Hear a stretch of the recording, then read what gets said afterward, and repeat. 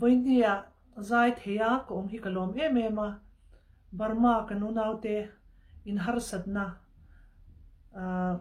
kan shia thinlung tak zetin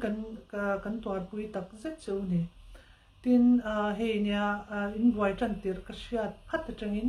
ke point Instagram ate le Facebook ate kalo share ve na sachina hetiang hun hi abik takin kan zong ha thak kan mizo puite big page 1 kan in chan pui hun an ya rel roi ngama ti thei kan nei si lawa in tong trai pui me lo chu chuan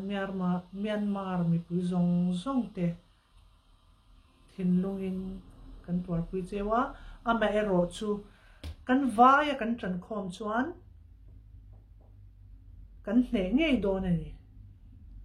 chu wangin itangila tun hi tran hun ani together we can change kalome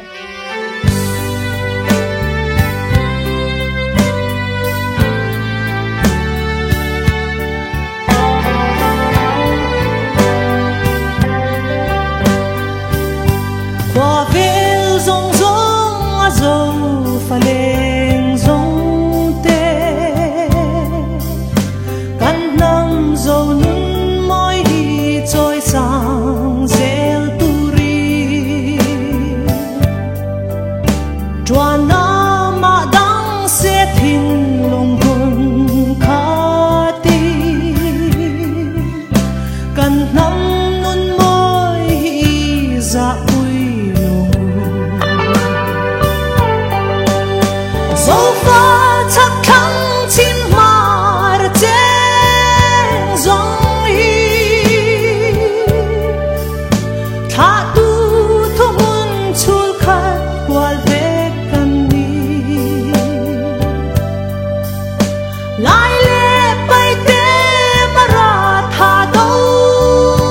mar te phâu ber pong in shang chẳng mấy lâu xe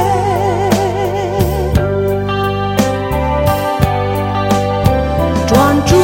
và ngã sa pui ram du cái bông an pian na dâu ram nuam vô căn ai lệ chi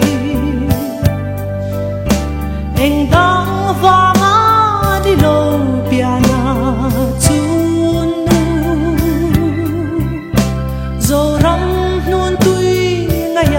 bang big siêu so far chắc khăng chín mar trên dòng hi tha tu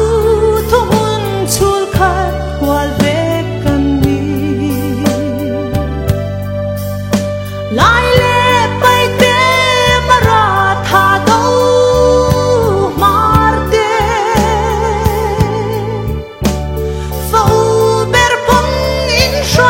chẳng mấy lâu xe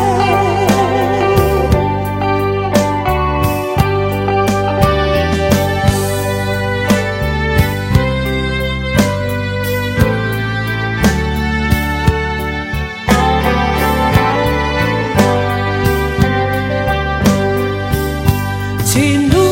ngã chúa dâu pha mi hoài sen tê triam chân thì ngóng pi pu su tu te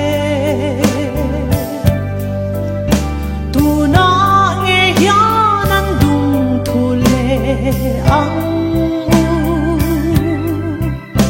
lung kan rual chuan kan nam ma him nghe na so